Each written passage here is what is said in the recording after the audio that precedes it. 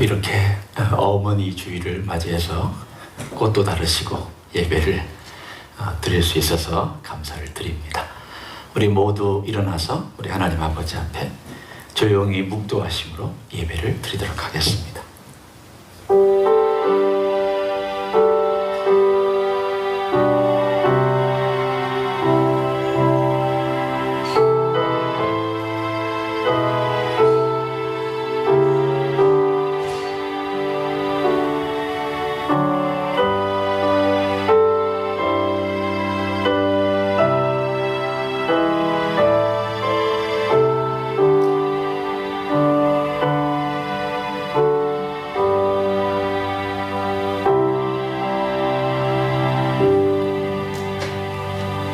복된 날 하나님의 백성을 주님의 전에 불러주시니 감사합니다. 주께서 우리를 사랑하셔서 구원해 주시고 예수 그리스도의 이름으로 같이 모이며 같은 천국 백성 식구가 되게 해주신 것 감사합니다. 영원한 예배를 이 땅 위에서도 우리가 경험하며 우리 하나님 아버지 앞에 나아갑니다. 예배를 받아 주시옵소서. 예수 그리스도 이름으로 기도합나이다. 아멘. 다 같이 35장 찬송하시겠습니다.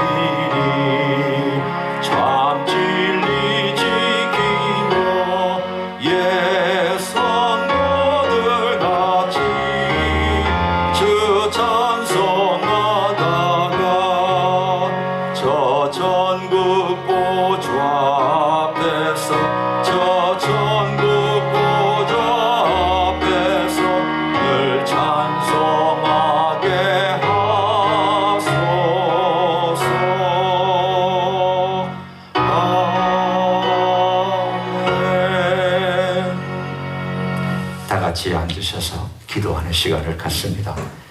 우리가 함께 중보 기도하는 멕시코 예수마을 공동체 그리고 북한 사역을 하고 계시는 선교사님들, 베트남과 그리고 터키와 중동 지역의 교회를 위해서 그리고 사역자들을 위해서 이 시간 다 같이 통성으로 기도하시겠습니다. 하나님 아버지 감사합니다. 오늘도 주님 앞에 우리가 나와 우리 하나님 선교사님들을 위하여 기도하며 귀한 주님의 복음 사역이 땅끝까지 이르는 일을 위하여 우리가 기도하게 하신 것을 감사합니다. 아버지 하나님, 주께서 은혜를 베푸시고 멕시코 땅의 예수마을 공동체 위에 은혜를 주옵소서. 더워지고 사람 살기가 힘들어지기 전에 전도공사가 시작되어 그 그들에게 우리 주님의 복음의 귀한 마을이 형성되기를 원합니다. 이를 위하여 수고하시는 우리 김용수 선교사님에게 은혜를 주시고 은혜를 부어 주옵소서. 주님의 풍성함으로 채워 주옵소서. 북한 사역을 하시는 우리 선교수 선교사님의 사역 기억하여 주옵소서. 119 선교사님의 사역에 함께 하셔서 주님의 복음이 퍼지게 하옵소서. 베트남 땅에 우리 이태정 선교사님 아버지 하나님의 동남아시아의 귀한 선교의 천진기지가 되기 원합니다. 아름다운 역사가 있기를 원합니다. 주님 터키 땅과 중동 지역의 난민과 교회의 은혜를 주시고 하나님 실망하지 않고 끝까지 충성하여 아름다운 결실을 거두게 축복하여 주시옵소서. 감사드립니다. 이 모든 기도의 제목을 사랑이 많으신 예수님의 이름으로 기도하옵나이다. 아멘. 우리의 신앙을 사도신경으로 고백하시겠습니다. 전능하사 천지를 만드신 하나님 아버지를 내가 믿사오며 그 외아들 우리 주 예수 그리스도를 믿사오니 이는 성령으로 잉태하사 동정녀 마리아에게 나시고 본디오 빌라도에게 고난을 받으사 십자가에 못 박혀 죽으시고 장사한 지 사흘 만에 죽은 자 가운데서 다시 살아나시며 하늘에 오르사 전능하신 하나님 우편에 앉아 계시다가 저리로서 산자와 죽은 자를 심판하러 오시리라. 성령을 믿사오며 거룩한 공예와 성도가 서로 교통하는 것과 죄를 사하여 주시는 것과 몸이 다시 사는 것과 영원히 사는 것을 믿사옵나이다. 아멘. 다 같이 일어나셔서 50장 찬송하심으로 봉헌하도록 하겠습니다.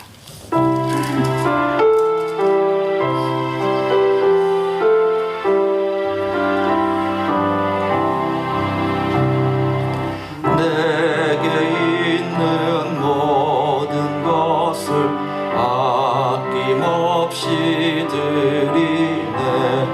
사랑하고 의지하며 주만 따라 살리라. 주께 드리네. 주께 드리네. 사랑하는 구주 앞에 모두 드리니. 1절 한번 더 하겠습니다. 내게 있는 모든 것, 내게 있는 모든 것을 아낌없이 드리네. 사랑하고 의지하며 주만 따라 살리라. 주께 드리네. 주께 드리네. 사랑하는 구주 앞에 모두 드리네. 아버지 고맙습니다. 우리 하나님 아버지 앞에 드릴 수 있어서 감사합니다. 우리에게 건강 주셔서 일어날 수 있게 해주신 것 감사드립니다. 기도할 수 있는 입술과 생각할 수 있는 머리와 느낄 수 있는 감정과 우리 하나님 아버지 앞에 우리 삶을 드릴 수 있는 헌신, 이 귀한 것들 허락해 주셔서 감사합니다. 이 귀한 예물 주님께 드립니다. 이 땅 위에 주의 복음을 위하여, 주님의 나라를 위하여, 주의 뜻을 위하여 사용하여 주시옵소서. 주님 드리는 종들을 기억하여 주시고 귀한 손길과 발길이 복되게 하사 복의 근원의 삶을 살도록 축복하여 주시옵소서. 예수님 이름으로 기도하옵나이다. 아멘. 앉으시겠습니다.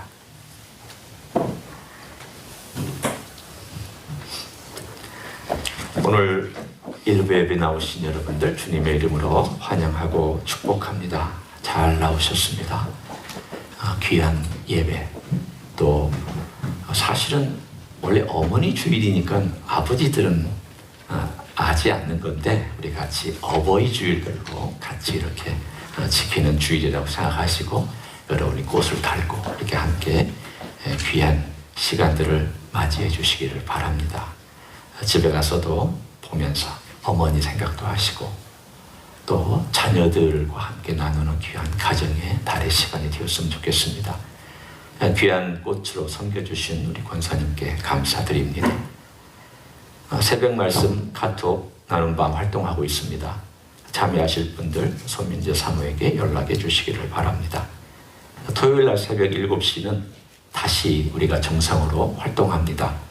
물론 그동안에도 꾸준하게 지난 1년 동안 해왔지만 그러나 이제 또 우리 팬데믹 이전으로 다시 돌아가서 봉사도 하고 같이 교제도 하는 시간을 가지려고 합니다. 우리 성도님들 기억해 주시고 토요일 날 새벽 7시에 많이 나와 주시기를 바랍니다. 예, 우리 전우차회 일어나셔서 우리 함께 교제하시겠습니다. 우리 다시 한번 이렇게 주님의 이름으로 교제하며 주님의 이름으로 축복해 주시기를 바랍니다.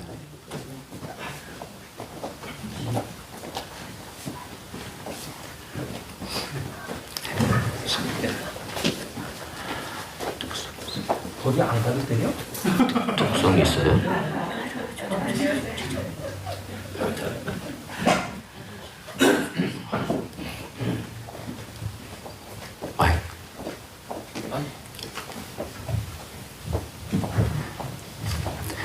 오늘 어버이 주일을 맞이해서 우리 최 장로님 나오셔서 특송하시도록 하겠습니다.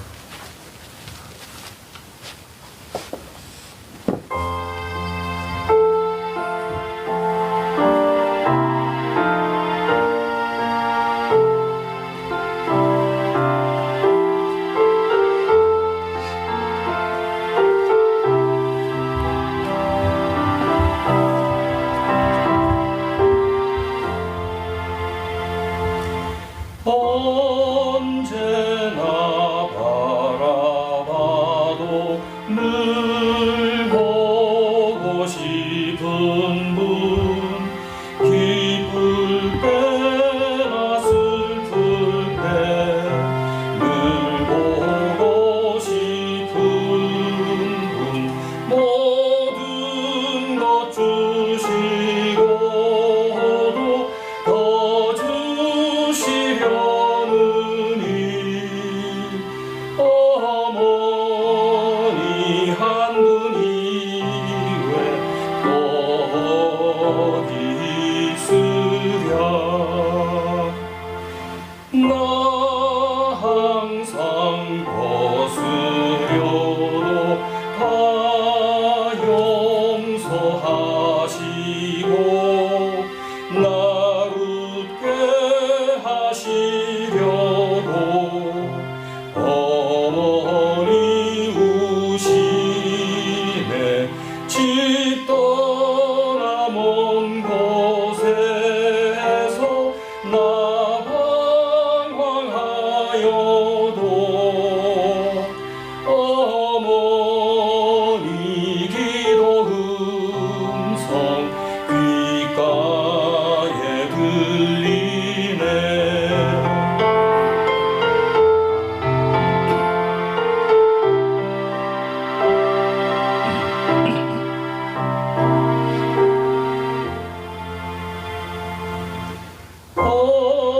어머니 크신 사랑 네 감히 알리요. 안다고 하는 것이 모르는 것이요. 갚는다 장담해도 못 갚는 것이니 내 평생 기도 중에 어머니 부르리. 아멘. 감사합니다. 이렇게 귀한 특송 준비해 주셔서 감사합니다. 하나님 아버지의 말씀 같이 읽고 나눕니다. 말씀은 요한복음 17장이 아니고 16장 7절부터 11절까지의 말씀입니다.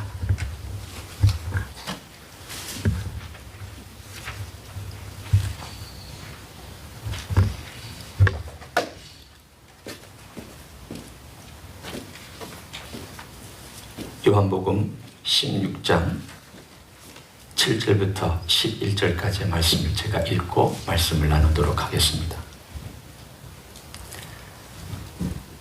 그러나 내가 너희에게 실상을 말하노니 내가 떠나는 것이 너희에게 유익이라.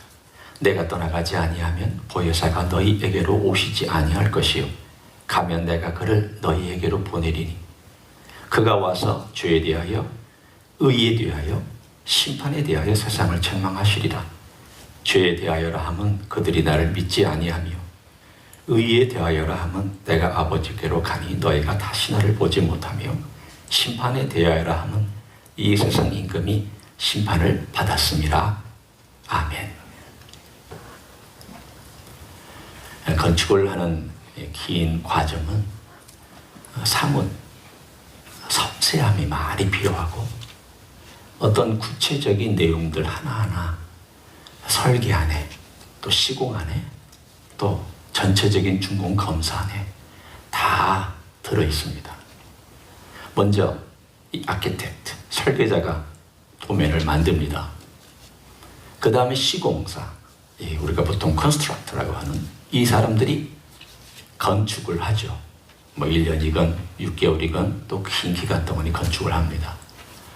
그 다음에 마지막에는 인스펙터, 이 전체를 감리하는 사람이어서 이 건물은 잘 지었다, 원래대로 잘 지었고 하자가 없고 그리고 이 건물이 이제 사람들이 들어와서 살아도 된다라고 하는 그러한 일종의 도장을 찍어주는 그런 일이 있습니다. 따라서 크게 세 가지로 보면 설계하고 시공하고 완공해서 감리를 받는 이 과정이 일종의 한 건물이 탄생하는 과정이라고 할 수가 있습니다. 구원도 이와 참 비슷합니다. 똑같지는 않지만 구원을 이루어가는 이 모든 과정이 하나님께서 설계자가 되셔서 구체적이고 섬세하게 영원전부터 설계하셨습니다. 그리고 이 설계 도면과 이 설계 내용을 가지고 예수 그리스도께서 이 땅에 오셔서 구원을 시공하셨습니다. 자신의 몸으로 직접 시공하셨습니다. 특별히 우리가 구원받는 그 일을 위해서는 예수님께서 십자가에서 자신의 피를 흘려서 시공하셨습니다. 그리고 나서 성령님이 오셔서 이 모든 시공된 것들이 맞다, 진짜다, 완성품이다 라고 말씀해 주시고 가르쳐 주십니다. 우리는 성령님에 대하여 지난 몇 번간 쭉 함께 말씀을 나눴습니다. 성령님이 예수님 떠나신 다음에 오신다. 그리고 우리와 함께 하신다. 우리와 함께 하실 뿐만이 아니라 우리 안에 머무신다. 그런데 그 머무시는 성령님께서 우리에게 해주시는 가장 큰 사역이 가르치시고 깨닫게 하시고 또 위로해 주시고 우리를 북돋아 주시고 심지어는 힘까지 불어넣어 주시는 그런 사역을 하신다. 우리가 지난 시간까지 함께 나눴습니다. 그런데 이 성령님께서 구체적으로 가르치는 그 일에 대하여서 오늘 성경은 세 가지 영역을 말씀합니다. 첫째는 죄에 대하여, 의에 대하여, 심판에 대하여 성령께서 사역하실 것이다. 자, 함께 저 여러분이 7절부터 11절까지의 내용을 통하여서 우리가 함께 성령님의 사역에 대한 부분들을 좀 나눠보려고 합니다. 7절에 보면 성령님이 누구에게 오시느냐, 맨 마지막에 보면 내가 그를 너희에게 보내리니 라고 말씀하셨습니다. 분명히 성령님은 우리에게로 오십니다. 예수 그리스도를 믿는 하나님의 사람들에게 성령님은 오셔서 사역하십니다. 세상은 성령님을 받을 수 없기 때문에 성령님께서 세상에 직접 말씀하는 것이 아니라 우리에게 오셔서 누구를 통하여 말씀하시겠습니까? 우리를 통하여 말씀하십니다. 제가 오늘 여기에 서 있다면 저를 통하여 말씀하실 것입니다. 여러분이 세상에 들어가서 예수 믿는 사람으로서 살아간다면 여러분을 통하여 말씀하실 것입니다. 입술로 말씀하실 뿐만이 아니라 여러분의 삶을 통하여서도 말씀하실 것입니다. 성령님은 세상에 대고 직접 말씀하시지 않습니다. 믿는 사람들과 성령의 사람들을 통하여 말씀하십니다. 그러면 성령께서 믿는 우리가 부족한데, 저같이 부족한 사람이 무슨 성령님의 쓰시는 도구입니까? 하신다는데 어떡합니까? 성령께서 우리 같은 부족한 사람을 쓰신다고 말씀하셨습니다.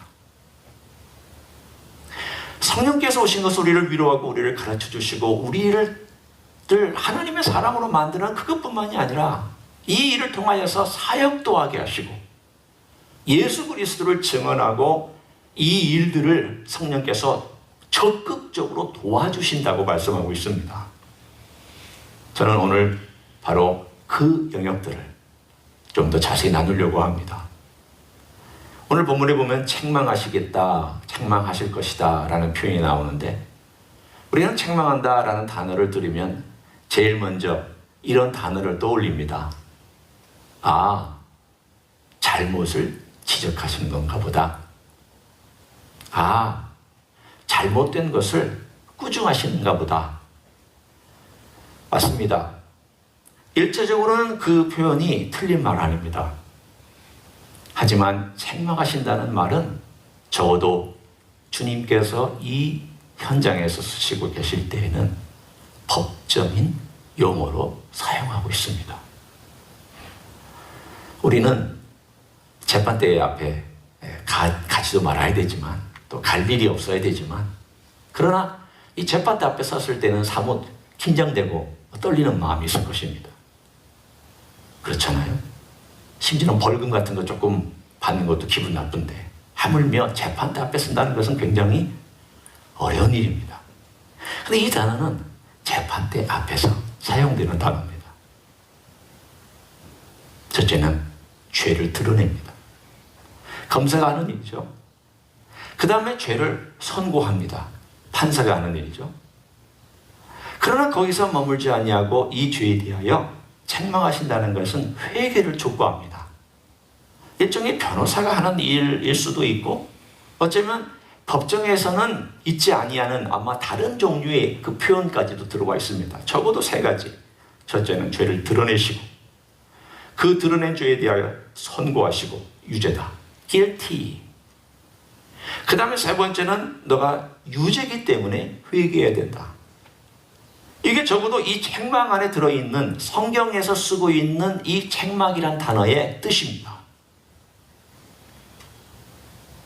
성령께서 해주시는 사역이 끊임없이 일을 하십니다. 아니, 목사님, 그러면 성령님이 하시는 사역은 좀 부정적인 측면을 너무 많이 강조하시는 것 같네요. 아닙니다. 제가 지난 시간에 긍정적인 측면들을 얘기했습니다.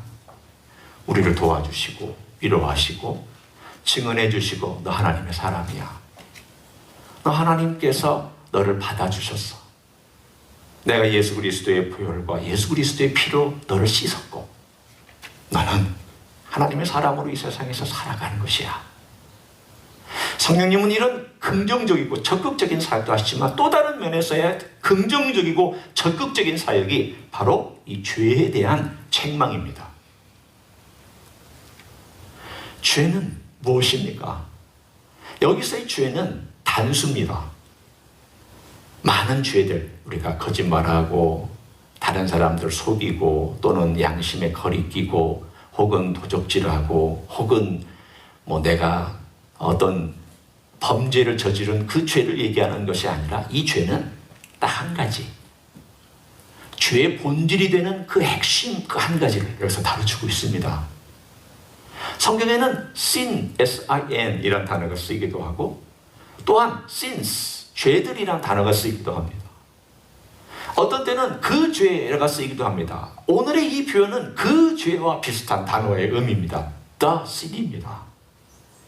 그 죄는 다른 것이 아니라 우리가 하나님을 배역하고 반역하고 떠난 죄를 말하고 있습니다.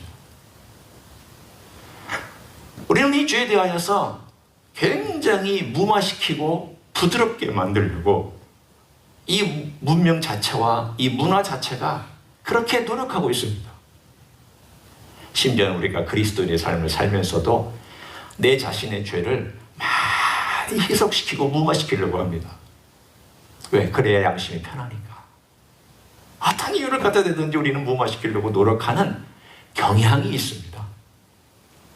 그래서 성령님이 우리 안에 들어오시면 우리 안에서 제일 먼저 하시는 일이 이 죄를 드러내시는 일을 하십니다. 과거에는 몰랐던 죄를 최근에 와서 깨달은 것은 무슨 뜻이냐? 내가 성령님의 인도하심과 그 빛으로 비춤을 받고 있다는 뜻입니다.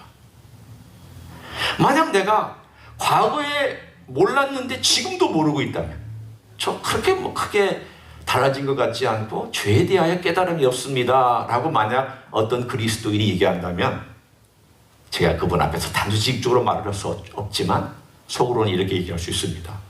혹시 성령님의 사역이 그 안에서 멈춘 것은 아닌가요? 혹시 성령님의 사역에 대하여 마음의 문을 닫고 계신 것은 아닌가요? 라고 물을 수 있습니다. 성령님은 끊임없이 우리의 죄를 들춰내 주십니다. 성령님이 나빠서가 아닙니다. 성령님이 부정적이어서가 아닙니다. 왜냐하면 이 문제가 해결되지 아니하고는 하나님의 자녀로 성령의 사람으로 살아갈 수 없기 때문입니다. 따라서 그 죄를 들춰내서 우리로 하여금 보게 하시고 그 다음 유죄라는 선고를 듣게 하십니다. 왜? 회개를 촉구하시기 위해서 하시는 일입니다. 이것이 우리가 예수 그리스도를 믿는 순간부터 계속 일생의 전체를 통하여서 매 순간마다 하시는 일이라면, 우리를 통하여, 그렇게 변화받은 우리를 통하여 성령께서 세상에 대해 하시는 말씀이 무엇입니까? 죄다. 하나님을 반역한 것이 죄다. 너희 스스로 돌아올 수 없다. 너희 스스로 떠났지만 스스로 못 돌아온다. 인간은 놀랍죠. 스스로 떠나면 스스로 돌아올 수도 있을 줄로 알았는데 절대 스스로 돌아올 수 없습니다. 잃어버린 능력을 회복할 방법이 없기 때문입니다. 그래서 결국은 하나님께서 이사야서에 보면 누누이 강조하는, 내가 의인이 없음을 이상하게 여겼노라. 자기의 팔로 구원할 수 없는 인간들을 이상하게 여겼노라. 왜 이런 표현을 쓰냐면 하나님의 시적인 표현입니다. 이 인간이 자기 스스로 구원할 수 없는 것에 대해 하나님께서 한탄하시면서 너희들은 스스로 구원할 수 없다라는 선언입니다. 그 이야기는 무슨 뜻입니까? 또 다른 해결책은 내가 스스로 분연히 일어나 내 발을 의지하여 너희를 구원하겠다는 뜻입니다. 우리는 스스로 떠났지만 스스로 구원 못하는 그 일을 하나님께서는 스스로 일어나셔서 그 스스로 그 능력으로 우리를 구원하셨는데, 그분이 바로 예수 그리스도입니다. 따라서 이제 예수 그리스도를 받아들이지 않고 믿지 않는 것은 큰 죄입니다. 오늘 그렇게 말씀하셨지 않습니까? 9절에 보면 죄되어라 함은 그들이 나를 믿지 아니합니다. 왜 죄는 일반적으로 이런 죄 저런 죄 하나님을 반역한 죄를 다 얘기하고 있는데, 특별히 여기서는 주님께서 찝어서 나를 믿지 아니한 죄라고 말씀을 하셨습니다.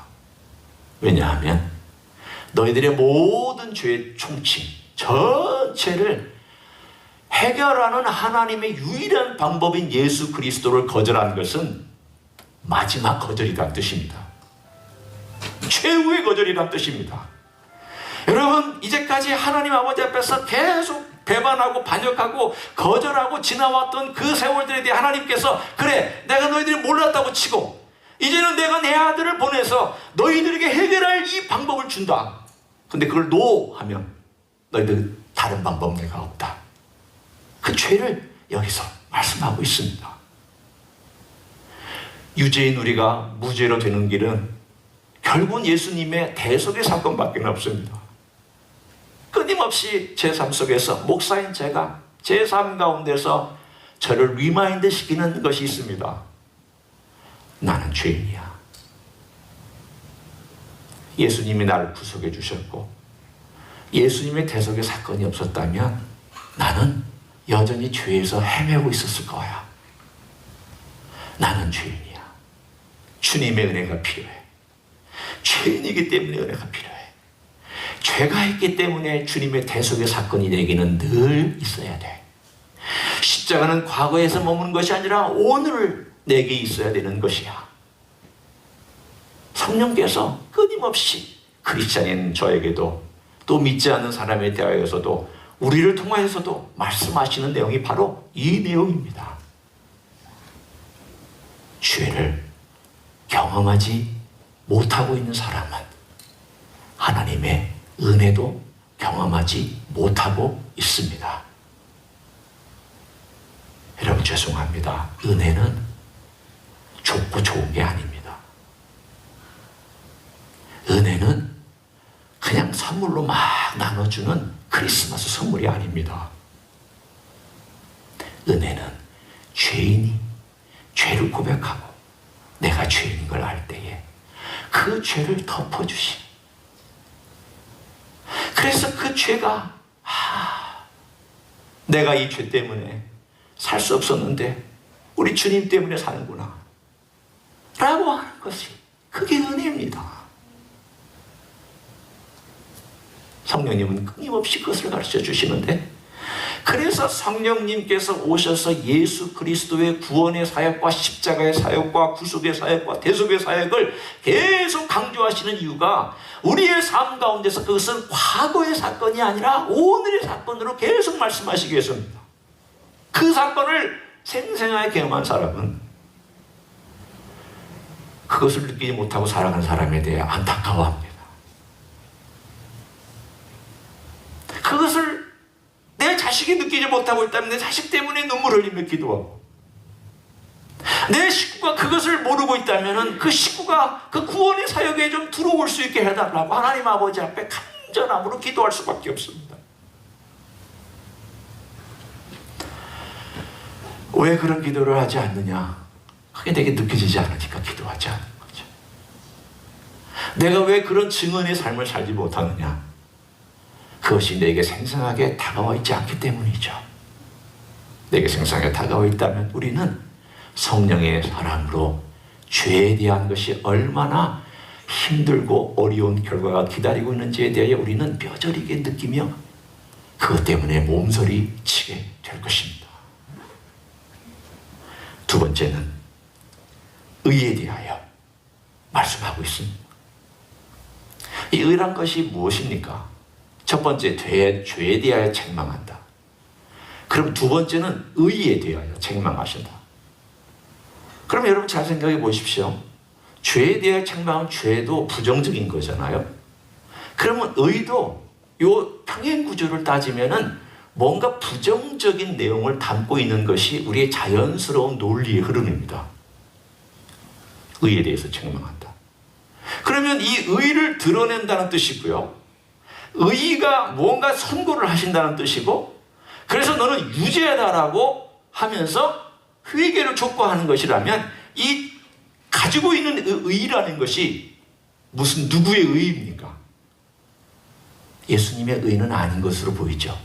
여러분 느낌에. 아니, 예수님의 의는 드러날 필요 없어요. 이미 완전하니까. 예수님의 의는 선고받을 필요 없어요. 이미 완성하셨으니까. 누구의 의를 드러나겠습니까? 세상에 성령께서 우리를 통하여 세상에 대해 말씀하실 때에 너희의 의가 내 앞에 받아들여지지 않는다는 것을 말씀해 주시는 내용입니다. 우리의 의를 드러낸다는 뜻이면 내가 너희의 의를 드러내봐마. 너 어땠느냐? 내 앞에서 옳았느냐? 너 내 앞에서 정직했느냐? 너 내 앞에서 바르게 살았느냐? 이 의 앞에서 우리는 아무런 할 말이 없습니다. 우리의 교묘함과 우리의 미련함과 우리의 어리석음에 대하여 할 말이 없습니다. 그래서 이 의에 대하여서 드러내시고 나서 뭐라고 하시는지 한번 들어보십시오. 10절을 한번 보십시오. 제가 읽습니다. 의에 대하여라 함은 내가 아버지께로 가니 너희가 다시 나를 보지 못하니요. 여러분 좀 특이하죠, 표현이. 아니 의가 있는데 주님께서 아버지께로 가서 다시 너희들이 나를 보지 못하는 것이 어떻게 이 의와 연결되어 있을까? 여러분, 예수님께서 하나님 아버지께로 올라간 것이 무슨 뜻입니까? 우리 성전 그러면 이제 주님께서 모든 사역을 마치시고 아버지의 곁으로 올라가셨다, 그런 뜻으로 우리는 알고 있습니다. 맞습니다.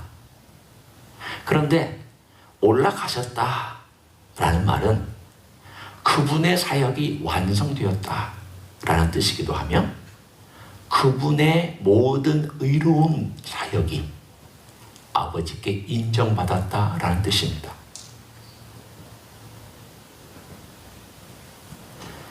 성경에 보면은 일단 죽음을 맛보지 아니하고 올라간 예수님 이전에 2명의 사람이 있습니다. 하나는 에녹입니다. 홍수 이전의 사람입니다. 또 하나는 홍수 이후의 사람 엘리야입니다. 이 두 사람이 들림을 받아서 올라갔다는 것은 무슨 의미가 있습니까? 그것은 하나님께서 그들의 사역을 인정하셨다는 뜻입니다. 에녹아, 악한 세상에서 네가 나를 의지하고 살았던 걸 내가 인정하마. 엘리야야, 네가 배역하고 배도한 그 시대에 나를 드러내기 위해서 살았다는 그 삶을 내가 인정하마. 너는 나를 의지하며 끝까지 충성되게 살았음을 내가 인정하마. 세 번째, 예수 그리스도는 에녹과 엘리야의 모든 것을 받아서 완성하신 분입니다. 에녹은 자기 자손 중에 8명만 구원하는 데 그쳤습니다. 엘리야는 어쩌면 엘리사 하나 건졌거나 그 주변에 있는 소수의 사람들만을 건졌을 뿐입니다. 예수 그리스도는 온 인류를 향하여 주신 하나님의 구원의 사역입니다. 그런데 그 의는 단순히 몇 사람에서 머무는 것이 아니라 온 열방과 온 인류 가운데 퍼져나가는 의로 하나님께서 작정하고 보내신 하나님의 사람입니다. 하나님입니다. 따라서 하나님께서 그를 불러 가셨다라는 것은 너의 모든 사역을 내가 인정하마. 너는 내 사랑하는 아들이요 내 기뻐하는 자라. 그 모든 것들을 인정받았음을 얘기하고, 이 인간의 의가 거추장스럽고 누추하고 냄새나는 옷이라면 예수 그리스도의 그 의는 깨끗하고 거룩하고 빛나는 새 옷이요 흰 옷이라는 것을 대비해서 말씀하는 내용입니다. 누가 하나님 아버지 앞에 인정받습니까? 누가 하나님 아버지 앞에 설 수 있습니까? 솔직하게 목회자지만 늘 새벽에 와서 기도할 때마다 요즘은 이런 생각이 듭니다. 주님, 제가 부족한데 강단에서도 될까요? 젊었을 때는 그런 생각 별로 하지 않았습니다. 열심히 외치면 되지. 열심히 복음을 전하고 하나님 말씀을 말씀대로 전하면 되지. 그렇게 생각했었습니다. 제가 죄인이 아니었다고 생각했다는 그런 뜻은 아니고 죄인이라고 생각했지만 그게 뼈저리게 그렇게 느껴지지가 않았습니다. 하나님이 나를 설교자로 부르셨으니까 내가 설교하는 거지라고 생각했었습니다. 요즘은 내가 강단에 올라갈 수 있을까? 내가 말한 대로 살지 못하면서 내가 하나님의 말씀을 전할 수 있을까? 내가 정말 하나님의 그 빛과 하나님의 찬란함 앞에 섰을 때 내 옷이 얼마나 초라하고 누추하고 부패했는지가 드러날 텐데 내가 괜찮을까? 그런 마음을 가지고 사실은 강단에 올라옵니다. 제 의를 가지고 제가 여러분 앞에 설교할 수 없습니다. 제가 설교할 수 있는 것은 예수 그리스도의 주신 그 의만을 제가 설교할 수 있습니다. 그것만 제가 자랑할 수 있기 때문입니다. 예수님의 의 외에는 제가 자랑할 게 없습니다. 성령님은 우리 안에서 끊임없이 그 얘기를 합니다. 너의 의는 안 돼. 예수님의 의라야 돼. 너의 옷은 썩고 냄새나. 예수님의 의만이 영원히 빛나는 찬란한 옷이야. 네가 하나님 아버지 앞에 불림받아서 나중에 올라갈 때에도 너는 이 세상의 옷은 다 벗고 갈 거야. 예수님이 주신 그 옷을 입고 만나게 될 거야. 이 세상에 어떤 화려한 옷도 어떠한 빛난 것도 다 이 땅에 놓고 우리는 예수님이 주시는 옷을 입고 가는데 그 옷을 의의 옷이라고 얘기하고 있습니다. 성령님은 이것을 계속 말씀합니다. 예수님의 옷을 입어야 돼. 예수님의 의를 힘입어야 돼. 예수님의 의만이 아버지께 인정받아. 예수님의 의만이 이 세상을 이길 수 있는 것이야. 그리고 우리를 통하여 세상에 대해서도 너희들이 그 거짓된 의를 벗어라. 예수께로 와라. 예수님이 공짜로 그 옷을 입혀주시겠다고 하셨다. 세상에 대해서 계속 드러내고 그 잘못된 의를 드러내고 예수의 의를 주려고 하시고 잘못된 의를 선고하고 예수의 의를 공급해 주시겠다고 약속하셨고 그리고 회개를 촉구하면 언제든지 그 옷을 입혀주시겠다고 성령께서 역사하신다는 뜻입니다. 여러분 걱정하지 마세요. 누군가에게 예수님에 대하여 부족하지만 언급하는 것 자체를 두려워하지 마십시오. 우리가 그 일에 대하여 좀 자신을 갖고 행할 수 있기를 원합니다. 왜냐하면 내가 하지만 성령께서 하시는 일이 설득하고 드러내고 선고하고 촉구하시는 일을 성령께서 하시기 때문입니다. 내가 하는 거 아닙니다. 세 번째는 심판에 대하여 성령님께서 책망하신다고 그랬습니다. 이 심판에 대하여라면 무엇입니까? 오늘 본문에 보면 심판에 대하여라 하면 이 세상 임금이 심판을 받았다라고 말씀합니다. 여러분 이 세상 임금은 사탄입니다. 근데 이 세상 임금이 심판을 받았다 그랬습니다. 우리는 보통 십자가를 생각할 때 이렇게 생각합니다. 십자가는 우리의 죄와 우리의 허물과 우리의 잘못된 모든 것들을 대신해서 예수님께서 심판받고 돌아가신 곳. 그렇게 생각합니다. 틀린 것 아닙니다. 예수님 그렇게 죄가 되시고 죄인이 되셔서 우리를 대신해서 모든 것을 짊어지시고 죽으셨고 대속하셨습니다. 맞습니다. 그러나 여러분 그것만 생각하시면 안 됩니다. 거기서만 머물지 마시고 또 다른 측면을 생각하셔야 됩니다. 예수님은 십자가 위에서 우리를 위하여 악과 싸우셨습니다. 예수님은 십자가 위에서 악을 주장하고 죄를 주장하고 그리고 죽음을 가지고 공포스럽게 만드는 사탄과 싸우셨습니다. 그리고 이 모든 것에 대하여 이기셨습니다. 악에 대하여는 선으로 이기셨으며 미움에 대하여는 사랑으로 이기셨으며 원수에 대하여는 용서로 이기셨으며 인간의 모든 폭력에 대하여서는 품어주심으로 그 모든 것들을 주님께서는 기꺼이 싸우셨습니다. 그리고 십자가에서 이기셨고 승리하셨습니다.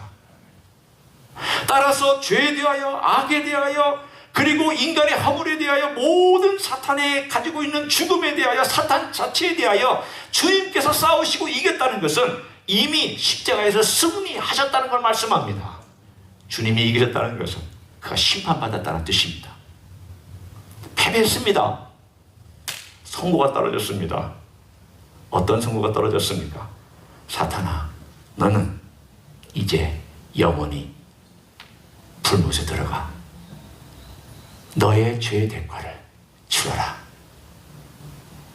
그 선고가 어디서 떨어졌느냐? 십자가에서 그 선고가 떨어졌습니다. 그런데 왜 지금 아직도 악이 있습니까? 아직도 죄가 있습니까? 아직도 죽음이 있습니까? 아직도 사탄이 활동하고 있습니까? 집행 날짜까지만 활동하는 겁니다. 선고한 날짜와 집행한 날짜에 지금 막간에 놓여져 있습니다. 우리는 그 사이에 살고 있고 이것을 우리는 은혜의 시대라고 얘기도 하고 이것을 아직은 심판이 혹은 연기되었다. 곧 하나님께서 이 심판을 연기한 가정 가운데 사람들 구원의 백성을 불러들이시고 계시는 시간이다 라고 얘기하기도 합니다.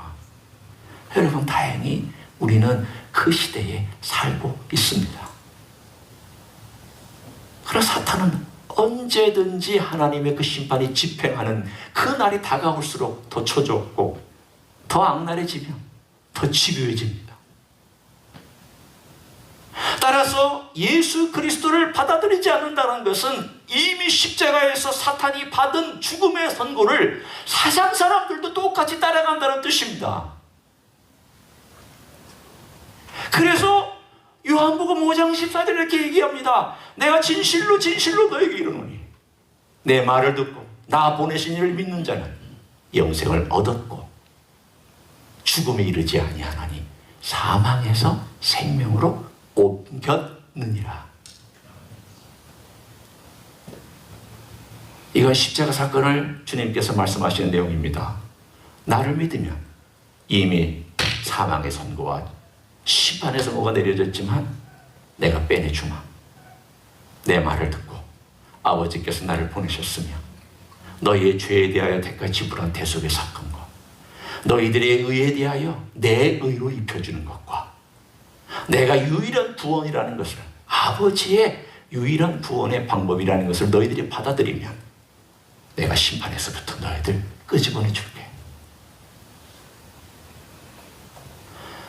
성령님은 계속 예수 그리스도를 중심으로 사역합니다.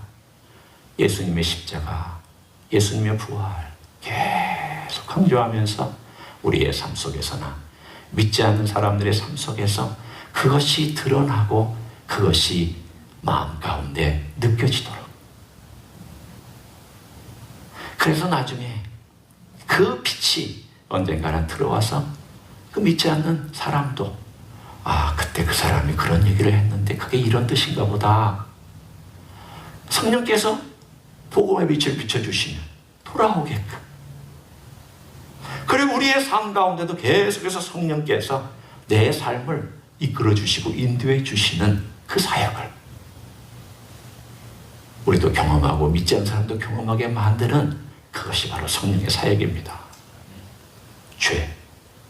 우리는 유죄지만 예수님의 사역으로 무죄가 되고, 우리는 불의하지만 예수님의 의를 힘입어서 거룩한 의인이 되고, 우리는 심판받아 마땅하지만 이제는 그 심판에서부터 빠져나와 영원한 생명을 얻는 하나님의 사람이 되는 것, 이걸 계속해서 성령께서는 가르치시고 드러내시고 선고하시고 회개를 촉구하시고, 그래서 우리가 회개를 촉구할 때는 놀라운 생명과 그리고 놀라운 역사로 우리를 계속 인도해 가시는 하나님이 성령님이신 줄로 믿습니다. 그런 사역 앞에 우리가 민감하게 반응하기 원합니다. 오늘 하루도 우리 주님께서 우리에게 주시는, 내가 뭘 주님께 나가야 될까를 생각하면서 우리 하나님 아버지 앞에 성령님께 그런 민감함을 요청하시고 그런 민감함으로 나아가는 여러분 되시기를 예수님의 이름으로 간절히 축원합니다. 기도하겠습니다. 이 시간 우리가 함께 동성으로 나아가기를 원합니다. 조용한 목소리도 괜찮고 좀 더 큰 목소리도 괜찮습니다. 우리의 삶에 대하여 성령님은 끊임없이 죄에 대하여, 우리의 부끄러운 의에 대하여, 그리고 우리가 심판받아 마땅한 인생이 되었던 것에 대하여 말씀해주고 강조하시고 드러내시고 회개하게 하십니다. 또 성령의 사람을 통하여 세상에 말씀하실 것입니다. 나를 통하여 말씀하시기를 원한다고, 내 삶을 그렇게 바꾸어 주시기를 원한다고 이 시간 다 같이 통성으로 기도하시겠습니다. 하나님 아버지 감사합니다. 주님이여, 우리의 삶의 모든 영역 속에 주님이 함께 주시기를 원합니다. 주님, 우리가 어떤 삶을 살았는지, 어떤 길을 걸어가고 있는지를 바라볼 수 있기를 원합니다. 주님, 함께하여 주옵소서. 우리들이 주인인 것을, 우리들이 의롭지 못한 인생인 것을, 우리들이 심판받아 마땅한 인생인 것을 주님 말씀해 주시니 감사합니다. 오늘도 주님 앞에 우리가 있습니다. 성령님, 오 성령님, 우리를 드러내 주시기를 원합니다. 우리의 모습을 드러내시고 우리의 삶을 드러내시고 우리의 삶의 모든 역 속에서 드러내 주시기를 원합니다. 주님 함께하여 주시옵소서. 우리 하나님의 선하신 역사를 우리가 알게 하신, 또한 성령의 사람을 통하여 죄에 대하여 의에 대하여 심판에 대하여 말씀하시는 이 귀한 성령의 음성을 전달하는 종들이 되게 하여 주옵소서. 우리의 삶이 그렇게 바뀌어지기를 원합니다. 우리의 삶이 그렇게 주님 중심으로 바뀌어지기를 원합니다. 성령님이 감동하시고 성령님이 역사하시는 그 자리까지 나아갈 수 있도록 축복하여 주옵소서. 주여, 우리의 삶 속에 성령 충만한 은혜를 더하시고 성령님의 소리에 민감하게 반응할 수 있는 종들이 되게 하여 주시옵소서. 감사를 드립니다. 성령님이 우리 안에 머무시면서 우리를 통하여 사역하시는 일을 말씀해 주시니 감사합니다.